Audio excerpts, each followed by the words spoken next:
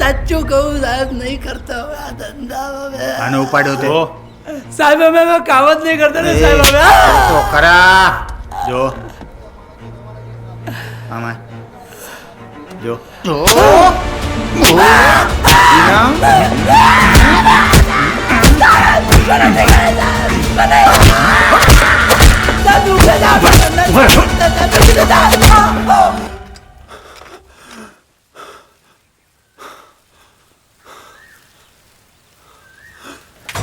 આપણા દેશમાં છે ને દર 8 મિનિટે એક છોકરું ગાયબ થાય, એમાંથી અડધા મળતા નથી.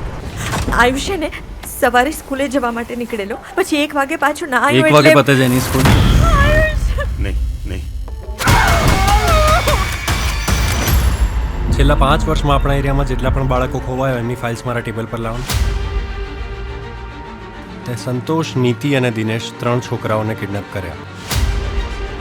છોકરાઓ સ્કૂલે એક શોર્ટકટથી જાય છે, આપણાથી એ મિસ થઈ ગયો. હવે આ કેસ એને સીબી સંભાળે છે, તમારે મૂકી દેવો છે. તે સંતોષ, નીતિ અને દિનેશ 3 છોકરાઓને કિડનેપ કર્યા. સંતોષને સ્કૂલે જતા સાયકલ પર 19 ફેબ્રુઆરીએ, નીતિ અને દિનેશને સ્કૂલેથી પાછા આવતા 15 જુલાઈ અને 29 ઓક્ટોબરે. સંતોષ અને દિનેશની સાથે તે બળાત્કાર કર્યો, નીતિની સાથે નહીં. કેમ? ખોટી વાત છે સાહેબ, હું એ નથી, મેં કંઈ નથી કર્યું. મને ખોટો ભરાવી દીધો, મારો કશો વાંક નથી સાહેબ. ખરેખર હું સાચું કહું છું સાહેબ. અમરાત, સંતોષને નીતિને તો મેં ઉપાડ્યા નથી સાહેબ, હું સાચું કહું છું. મને ખોટો ભરાવી દીધો, મારીને છે ને કોર્ટમાં બધું કબૂલ કરાવ્યું. અમરાત, આ ચાઇલ્ડ ટ્રાફિકિંગનો કેસ છે. તમે જે પેલા સલીમ અંસારીને પકડી પાડ્યો હતો ને, એ ઓલરેડી વોન્ટેડ હતો. Good job for that. આમાં ટ્રાફિકિંગ રિંગનો હાથ હોય એવું નથી લાગતું મને. ખબર નહીં થી, મને નથી લાગતું સુધી બહુ જલ્દી પહોંચી ગયા તમે. અમે આયુષની રાહ જોઈએ, હા કે ના? આયુષ મળી જશે. તમે અત્યારે ખોટા આશ્વાસન નહીં આપો. અમારાથી હા ના ન કહેવાય. જમાઈ નથી મારે, મારી દીપ્તિ આયુષના મોહે જીવે છે. સાચું સાંભળવું છે ને તમારે. કાળજું કઠણ કરી એક ખમતીધર ઘરનો છોકરો ક્રિકેટ રમવા ગયો, સાંજે પાછો ના ફર્યો. ખબર પડી કે કોઈ એને ઉપાડી ગયું. અમે લોકોએ તપાસ શરૂ કરી પણ મળ્યો નહીં. છતાં અમારી મહેનત ચાલુ હતી. છોકરો 7 વર્ષે મળ્યો. અમે જ્યારે છોકરાને એના ઘરે લઈ ગયા ને ત્યારે એની મા એને ઓળખી ના શકે. છોકરાની એક આંખ નહોતી. આ છોકરા ઉપાડનારા છે ને, એ છોકરાઓને ડ્રગ્સની લત લગાડે, અને એકવાર લત લાગી જાય ને પછી ડ્રગ્સ આપવાનું બંધ કરે. આવી જશે.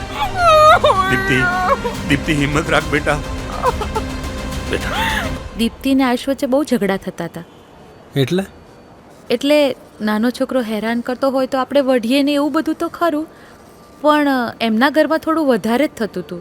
દીપ્તિ કન્ફેસ કરશે. જગત, તમને શું લાગે છે? દીપ્તિ, આયુષને તે માર્યો છે? થઈ જાય એવું, તારો વાંક નથી. એ સમજતો નહીં હોય. ઝઘડામાં ગુસ્સામાં ધક્કો વાગી ગયો, એ પડી ગયો, એમાં એનો વાંક નથી. મારો આયુષ જીવે છે. એક માં હતી, એને 3 માસનું બાળક હતું. એ બાળક છે ને દિવસ રાત રડ્યા કરતું હતું. માં એને દૂધ પીવડાયા કરે. માં દિવસ રાત ઊંઘી નહોતી શકતી.